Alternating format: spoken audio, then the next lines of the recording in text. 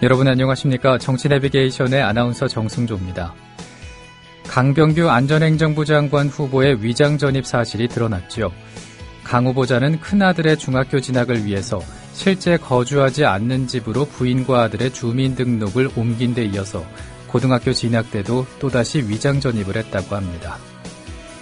인사 때마다 등장하는 위장 전입이 고위공직자의 필수 과목이 된 지는 오래된 상황에서 주민등록상 주소지에서 제대로 살아온 후보를 찾아내는 게 그처럼 어려운 일인지 모르겠습니다.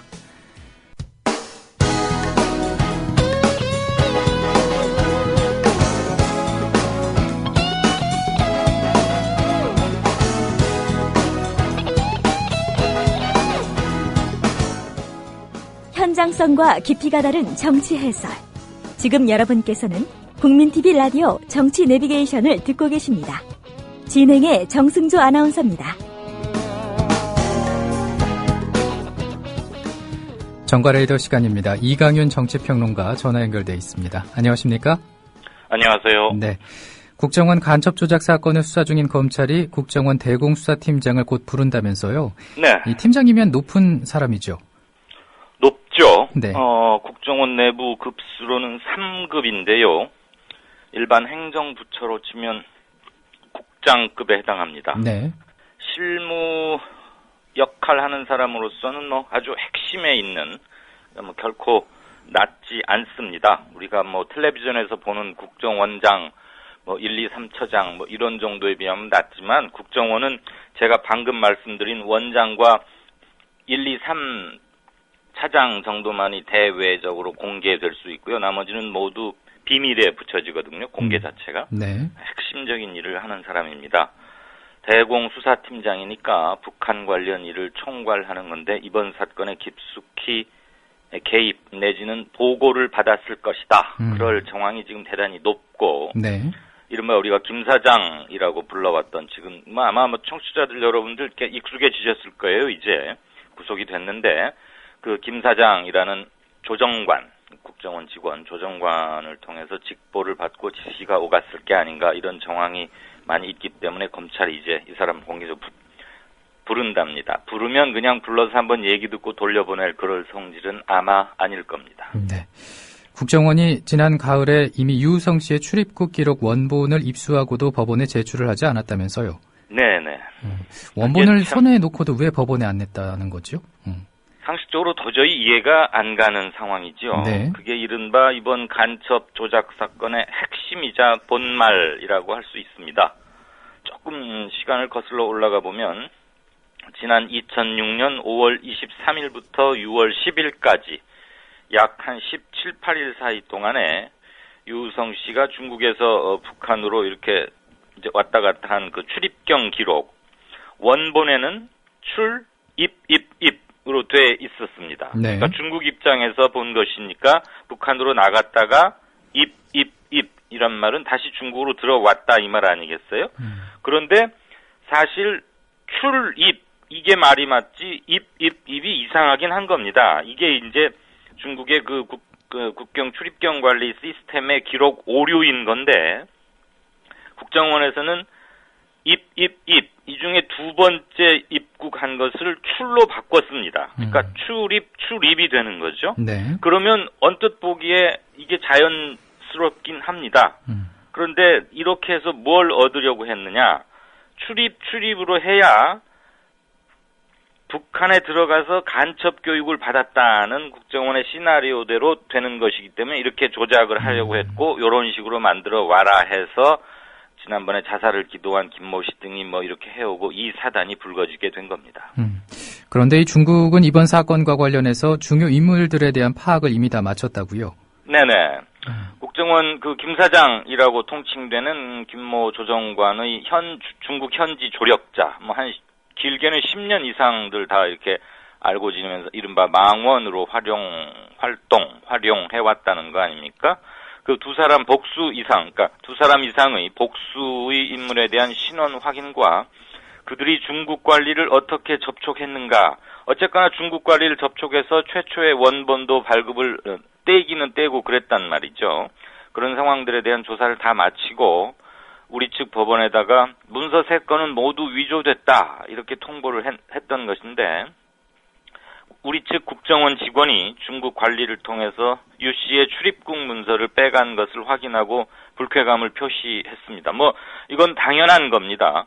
자기 어느 나라건 공무원 공조직의 공문서를 비합법적인 방법으로 빼갔다는 것 자체가 그건 주권 침해에 해당하는 점이 있는 것이죠. 그래서 중국이 우리 재판부에 보낸 회신에 보면 네. 형사 피의자라는 단어를 썼습니다. 즉 범죄자라는 얘기입니다. 우리 측 국정원 직원들이 말이죠. 중국에서 볼 때는 범죄자인 거죠. 자기들 공문서 시스템을 침입을 했고 그거 위조를 종용했고 했으니까 말이죠. 네. 그래서 어쨌거나 우리 입장에서 정리를 하면서 보자면 어차피 이 사건 다 정리가 되고 나면 한번 총체적인 이런 게 있겠지만 국익 증진하라고 온갖 특혜 주고 돈도 물 쓰듯 해가면서 보내놨더니 국익을 오히려 망치고 있는 셈이다. 이런 게 지금 아직까지 확인되고 있는 과정입니다. 네. 국정원 댓글 말고 사이버 사령부도 이제 선거 개입을 했었지 않습니까? 네네. 네, 그 규모가 당초 알려진 것보다 훨씬 많다면서요? 네, 이 숫자가 정말 깜짝 놀랄 정도인데요. 지난 대선에 국정원뿐만 아니고 군 사이버 사령부도 했지 않습니까? 네. 애초에 알려진 바로는 한 2,100건 정도. 이건 순수하게 지난 대선 때만 관련된 겁니다. 이 정도였다라고 중간 수사 발표를 했는데 국방부가 어제 공식 발표한 걸 들어보니까 요것보다 3배가 많은 6,000건을 올렸다고 이게 확인이 됐다 이렇게 말했습니다. 그리고 총 정치 관련 글, 그러니까 대선 관련해서만 한 6,000건인 것이고 네. 정치 관련 글은 모두 3만 건이 넘었다고 합니다. 그러니까 군인들이 나라 지키고 이래야 되는 건데 정치성 글 쓰고 후보 비방하고 누구 좋고 이런 거 했다는 거 아닙니까 지금. 연재욱 현재 청와대 국방비서관이 사이버 사령부의 사령관으로 재직할 동안에는 이런 정치 관련 글이 무려 그 이외의 기간보다 무려 14배나 폭증했고요. 네. 그것보다 더 중요한 것은 국방장관의 개입 또는 보고받은 그런 정황, 그런 여부인데 이 점은 여전히 안개 속입니다. 왜냐하면 국방부가 자체 조사를 한 건데 자기 장관의 개입 여부를 속속들이 파낼 수 있겠습니까? 상식적으로 갸우뚱하는 사람들이 많으실 겁니다. 네. 화제를 좀 바꿔보겠습니다. 미국의 주선으로 한일 정상회담이 열릴 것 같네요. 네네. 헤이그 이준 열사가 자결하고 했던 그 유서 깊은 우리와도 인연 있는 도시죠.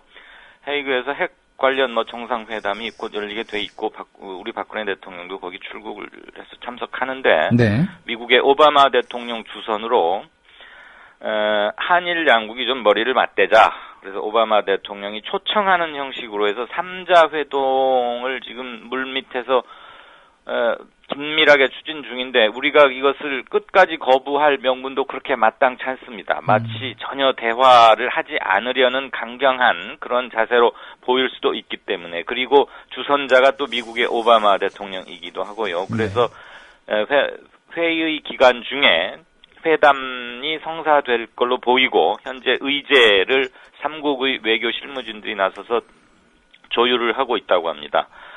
무엇보다도 우리가 약간 정상회담에 응할 정도로 돌아선 것은 얼마 전에 아베 총리가 고노 담화를 바꿀 생각 없다. 그리고 위안부 문제에 대해서 근본적으로 여지껏 무라야마나 고노 담화 이건 한번 재검토하겠다 이런 얘기 있어가지고 아주 우리 측을 또 자극하지 않았었습니까? 네. 이것을 일정 부분 좀 철회를 하고 완화하는 자세를 보인 것이죠. 그래서 그 점의 진정성이 좀 더 확인이 된다면 한일 정상회담 첫 번째입니다. 박근혜 대통령과 아베 총리가 무릎을 맞대는 것은 이번 회담 기간 중에 열리게 될 것으로 보입니다. 네. 그리고 이 박근혜 대통령이 원자력 방어법 국회 미통과에 대해서 강한 유감을 밝혔었는데 네. 여야 협상주 축인 새누리당 원내대표와 수석 부대표는 막상 외국에 출장 중이거나 놀러 가는 일정이 주축인 외유 중이었다고요. 그랬었습니다. 네. 이거 참 새누리당 그리고 청와대로서도 서로 뻘쭘하고 염치 없는 짓이 저질러진 셈인데요. 최경환 원내대표는 지난주에 칠레 대통령 취임식의 특사로 한 일주일쯤 국회를 비웠습니다. 칠레가 남미고 한국에서 멀긴 하니까 왔다 갔다도 시간이 좀 걸리긴 하지만 그것만 하고 오면은 뭐 일주일씩 걸릴까 싶기도 한데 어쨌거나 이건 뭐 그나마 공무라고 봐줘야 되는 건데요. 텔레비전에도 얼굴 자주 나오는 그 윤상현 수석 부대표 있습니다. 네. 정보력도 세고 뭐 그래서 새누리당 안에서는 말이 원내 부대표지 뭐 아주 저 파워맨이다 뭐 이런 소리 듣고 있는 의원인데 한일 그 외교 의원 외교 한다고 나갔었어요. 한 14일 일정으로 꽤 길죠. 한 달에 반가량을 이제 뭐 나간 건데 제가 안 그래도 지금 일정표를 보니까 완전히 놀자판입니다. 저 예수동산을 시찰하게 돼 있고 3대 미항, 뭐 상파울로 브라질의 상파울로 이런 데 3대 미항에 들죠. 네. 거기 또 시찰하고 유람선을 또 타고 해산물 먹으면서 요트항을 바라보게 돼 있고 뭐 이런 거 있어요. 아이고. 프랑스, 남미, 쿠바, 칠레 이렇게 다 돌게 돼 있는데 국내 여론이 안 좋으니까 오늘 부랴부랴 귀국해서 오늘 한 5시 반, 저녁 6시 다 돼서 돌아온답니다. 한국에 들어오는데 그러니까 자기는 이제 중도의 일정을 단축하고 들어오는데 문제는 새누리당이 오늘 2시에 국회 본회의를 단독으로 소집해 놨거든요. 네. 이 원자력 방어법 통과시키려고 뒤늦게 와봐야 여기 참석은 힘든 것이죠. 어쨌거나 그래서 다시 한번 외유성 의원 외교 여당 내에서도 입도마에 오르고 있습니다. 매번 문제 제기를 하는데도 불구하고 왜 이렇게 행보를 보이는지 모르겠습니다. 그렇습니다. 네, 지방선거 얘기 한번 해보겠습니다. 네. 새누리당 서울시장 경선 본격 점화가 됐는데 박심 논란이 점점 커지고 있습니다. 그렇습니다. 김황식 전 국무총리 출마를 공식 선언하면서 그 다음날 모 언론과 인터뷰에서 안 그래도 청와대 김기춘 실장과 이러저러한 걸 상의했다 이렇게 말을 했잖아요. 네. 어떻게 보면 아마추어 같기도 하고 어떻게 보면 뭐 소탈하고 솔직하게 그냥 밝힌 거다 이런데 어쨌거나 그게 불씨가 돼가지고 정몽준 의원 측에서 아주 말이 많아졌죠. 청와대하고 상의했고 박심 이른바 박근혜 대통령이 밀어준다는 박심이 확실히 있다는 걸 본인이 시인한 거 아니냐. 그러더니 정몽준 의원이 급기야는 매주 수요일 날 아침에 새누리당에서 뭐 최고위원들 모여서 하는 회의가 있습니다. 네. 거기 웬만하면 한 번도 빠지지 않고 쭉 나왔었는데 정몽준 의원 안 나왔고 공교롭게 이재호 의원도 또 어제 결석했답니다. 그래서 뭐 두 사람이 항의성으로 결석하기로 한 거 아니냐 그랬는데 알아보니까 상의를 해서 그런 건 아니지만 공교롭게 아무튼 두 반대 진영이라고 보여지는 사람들이 지금 회의도 불참했고 그러면서 정몽준 의원 캠프에서는 계속 이런 식으로 박심 논란이 끊이지 않으면 뭔가 중대한 얘기를 하겠다라고 엄포성 시위 놓고 있습니다. 이거 새누리당 후보 서울시장 후보가 최종 결정될 때까지 계속 이런 잡음이 잇따를 것 같습니다. 네. 그리고 이 순회 경선을 철회하고 원샷 투표를 하기로 바꿨다는데 이 술잔도 아니고 원샷이 뭡니까? 예, 네. 한 번에 마시는 술잔을 원샷이라고 네. 하죠. 네. 이 정몽준 의원이 계속 룰 변경을 요구해 왔어요, 그동안. 그러니까 말하자면 원샷 투표로 하자라고 정몽준 의원이 요구해 온 것을 당에서 받아들인 겁니다. 받아들인 이유는 과열을 방지하겠다는 건데 원래 새누리당은 박원순 현 민주당 소속 서울시장이 상당히 인기도 좋고 뭐 재임 기간 중에 평가도 나쁘지 않은 편이고 뭐 이기기 힘든 후보다 이렇게들 보아오지 않았었습니까? 네. 그래서 서울시장을 탈환해야겠다 이러면서 내부의 경선 빅매치를 열면 관심이 확 쏠리고 그래가지고 좀 우리가 되지 않겠느냐. 그래서 흥행몰이를 위해서 원래는 뭐 서울을 몇 조각으로 나눠가지고 군데군데 뭐 강남, 강북 뭐 이렇게 네 군데로 나누는 방법이 있지 않습니까? 네. 이렇게 돌면서 연설하고 그때 한 번씩 바로바로 현장에서 투표를 해가지고 마치 그 경마 보도식으로 이번 주에는 누가 1등 했습니다. 뭐 현재 득표율 몇 프로입니다. 이렇게 해서 그 열기를 좀 이어가려고 그랬어요.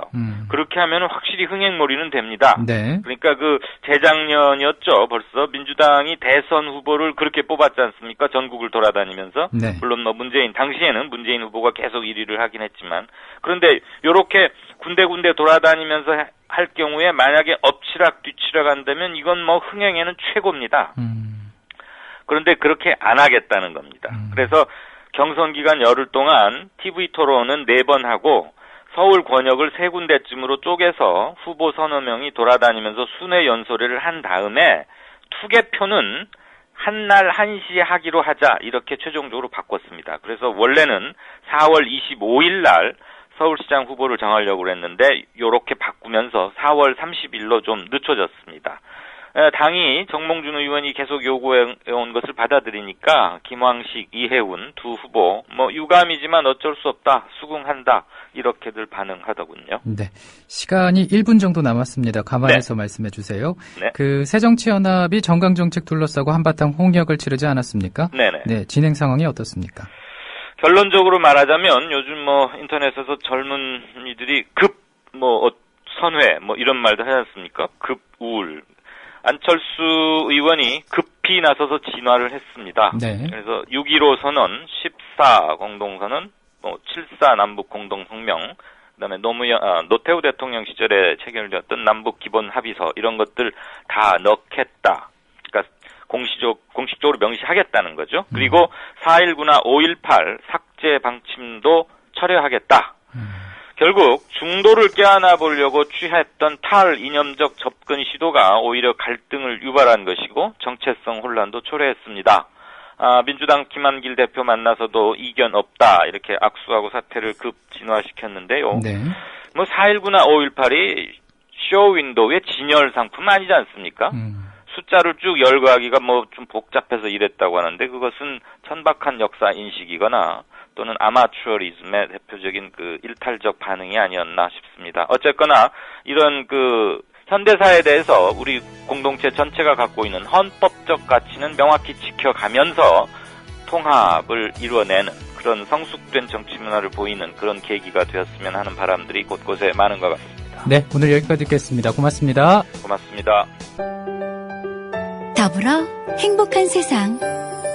너와 나의 꿈이 눈앞에